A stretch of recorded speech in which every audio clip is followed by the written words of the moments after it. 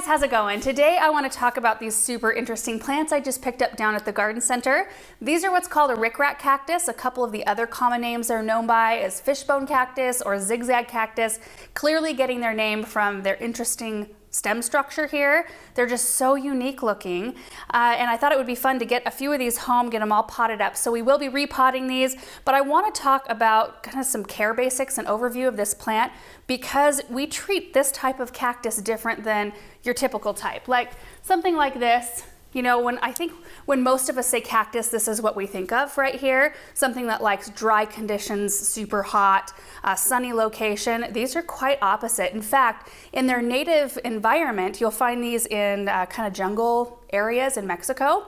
They grow more like an air plant or a staghorn fern, and that they will root in the crotch of trees, like where a stem meets a trunk. And you know, sometimes there's like a little shelf right in there where debris will collect enough for something like this to root in. So they're used to more dappled light situations, more humidity. In fact, when I look at this, I don't even think cactus. I think more along the lines of succulent with their thick, fleshy leaves. But I love the glossy green, and they look beautiful in a hanging basket sort of situation. I kind of rooted around in my collection, and I don't really have something perfect for these in terms of a hanging basket. So we're gonna be potting them up in this really low concrete bowl. I think it's gonna be really pretty. Before we get too much into the details on this plant, I did wanna make a note of the botanical name here. There was a tag right there.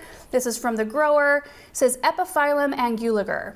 Now, if you do any amount of reading or research online about this plant, there's some conflicting information, and it can be a little frustrating when you're trying to learn about how to take care of this plant. You might see them listed as a Discocactus anguliger rather than an Epiphyllum. I do believe they've been moved over to the Discocactus kind of group. Some people will say, some people don't. I don't get too much in the weeds about that. The care is the same either way, and that's really all I'm focused on. I just want to have a nice, healthy plant. Let's talk about what kind of light this plant wants, because it is quite different than your traditional type of cactus. They want a dappled light sort of situation, bright spot though still. So if you have it inside, which is where we have to keep ours because they don't prefer freezing temperatures, they would not winter outside for us, you would want to put it in a spot like maybe just set away from a south-facing window or west-facing window where they're not sitting right in the direct sun, but they're still able to soak in some of that bright light. That's the perfect location for them. Inside, the light during the winter time isn't quite as intense, so if you have to have it in a spot that has a little more light, a little more direct light, they'll probably be okay. However, if you're putting these out in the summertime, which I plan to do because most houseplants thrive when you put them out for the season, they will need protection from the afternoon sun. So a little tiny bit of morning sun is okay, but they will need to be protected in the afternoon. Otherwise, the sun can burn their leaves and cause quite a bit of damage. Now, if you have one of these that's forming buds and getting ready to bloom, it's typically around fall sometime, you can increase the amount of light you're giving them and water actually at that time, and that will help with bloom production. If you have your rickrack cactus though inside, or you know you're moving around like I am, it's pretty rare to see a bloom. The blooms are very interesting looking, beautiful, lightly fragrant, but it is rare, and you do have to have a rather mature plant to see blooms anyway. Now, in terms of watering, we're gonna wanna keep these more moist than regular cactus and succulents because they come again from the jungle conditions where it's more humid and they get more rain. This plant just likes that type of condition. Now, they don't want wet or soggy soil, but you know, when you pop your finger down in there just to check what the moisture content is like, you know, you can usually tell there's some moisture in there. If the soil feels cool, you can feel like a little bit of the soil sticks to your finger. That's quite perfect.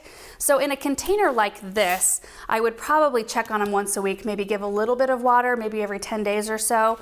Once we pot this up into a larger container, it'll have a larger soil reservoir. The concrete walls on this pot are quite thick, so they keep the soil cooler and the moisture content higher, so I'll probably be able to go a little bit further between watering. Its active growing phase though is spring and summer, and you can give a little extra moisture during that time, and that will help with more growth, a little bit of extra growth, keep the plant happy. As opposed to, you know, our regular cactus like this might get water once a month in the wintertime, every 2 weeks during the growing season, and it also depends with these on what size of pot. So something in a pot this small will get water more often than a cactus that's in a larger pot with a larger soil reservoir. It also will depend on where you put your plant. So if they get more light or more airflow, or you know, once we move our plant out in the spring and it's no longer inside, our watering will change dramatically because it will dry out a lot faster. It's just one of those things that there's no like real straightforward answer. It's something you just have to watch your plants, test the soil, keep a close eye on them, especially after you've repotted them, and just learn what it does, like how it responds to the environment you put it in. For temperature and humidity, they prefer temps between 60 and 80 degrees Fahrenheit. 70 is kind of the sweet spot, give or take a few degrees, which is perfect because that's where most of us keep the insides of our homes. And in terms of humidity, it's not a plant that you really need to worry about putting them right next to a humidifier. If you can put them near a bunch of other house plants, that's really perfect because they can kind of create their own little microclimate when they're all together. If you have a wood burning stove, you might want to place it far away from that or far away from drafts, that sort of thing. But typically what we have inside our homes, these do just fine with. Fertilizing these is pretty easy. I'll just put it on a once a month fertilizing schedule because I anticipate needing to water these every 2 weeks. Once they're potted up in this larger container, I do want to give them a little bit of a break, so I won't fertilize them every single time I water, but once a month is perfect. I mean, in the winter time when they're kind of powering down, you can skip a few months right in there and then start again once the active growth phase begins, which is spring through summer. It just kind of depends on what works best for your schedule. Sometimes sticking to a schedule and just doing that every single month is better than taking some months off because then you can get out of the habit. Also, if you do notice your plant forming buds and starting to bloom, you can switch the type of fertilizer you're using. I don't know if I mentioned I'm just using Cactus fertilizer on these, but you can switch it up to something with a higher phosphorus number, which is the middle number.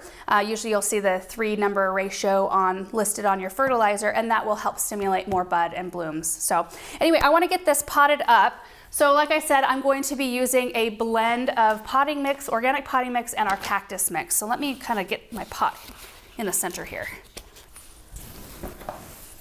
Now, I actually was able to find a saucer. It didn't come with this pot, but down at the garden center, they have a line of gray terracotta, and it works quite perfect. Look at that. I'm so happy about that. So I'm going to add a little bit of regular potting mix first. I think we're going to shoot for a half and half blend here. Uh-oh. I'll have to get the scissors out. I feel like I used to be able to get these bags open a lot easier. I don't know if I'm getting weaker or if the bags are getting, I think the bags are probably just getting harder to open. Okay, that's about perfect. And we're gonna mix it up. And I think this will be perfect because I think it'll allow the soil to hold on to some moisture, but then that extra Cactus mix in there will also help facilitate some drainage. Kind of a nice happy medium between the two types of soil. I think you could, though, plant these in just this one right here and just water far less often. With the Cactus mix, I don't know that I'd plant those in straight Cactus mix. I'd either go full on this and plan on less watering or do a blend. Okay, we're going for impact here, putting all 3 of these together. So I'm gonna make a well right here for our first one. Okay. Oh yeah, these are not root bound at all, so I don't even really need to worry about roughing up any sort of root system. I can see some roots in there. It's not a lot. Okay, so I'm making sure to plant them just about at the same level they were at in their pot, and then we're getting soil tucked in around the whole root ball there. No air pockets. I'll make my second well right here.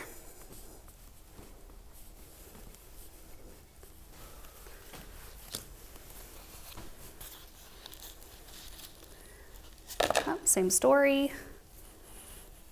Well, that's easy.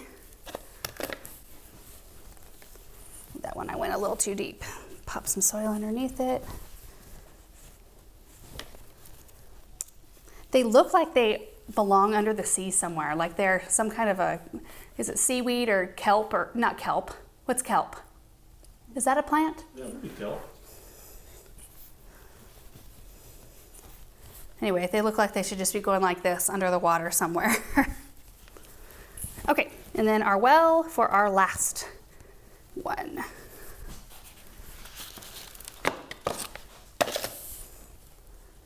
And there we go. Ooh, perfect amount of soil.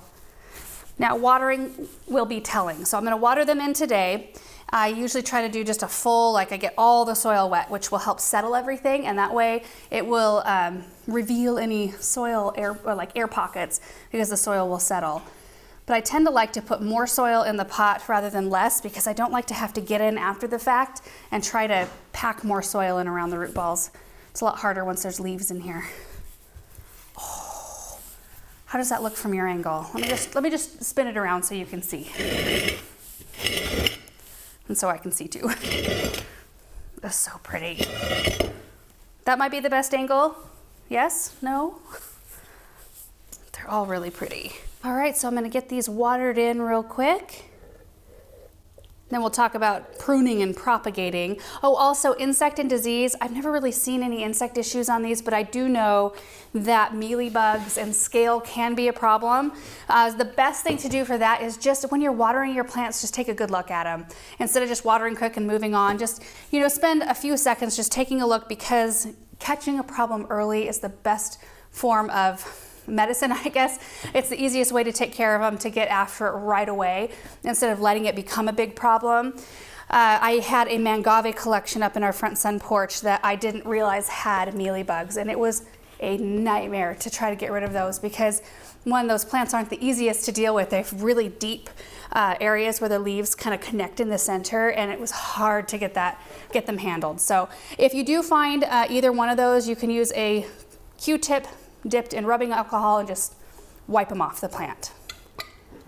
Now, in terms of pruning and propagating, you can cut the leaves if you want to start new ones. Like, there's some little spots in here. I could pop some extra leaves just for a little extra thickness. I'm not going to do that, but what you would do is find a nice looking leaf like this one right here.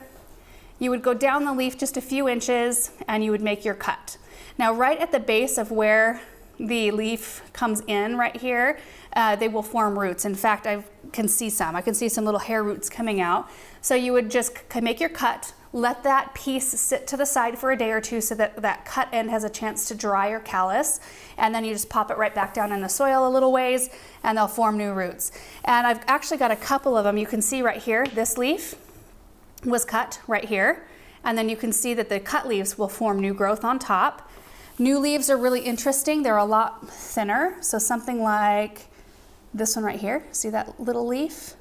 So this one right here will grow up and form these bigger, thicker leaves. It just takes them a little while. So it's a very interesting thing. They'll also form some side shoots. Right here you can see one, a leaf that's got a little side shoot coming out. So yeah, you get this in a spot that it likes and it'll just start filling in and growing beautifully.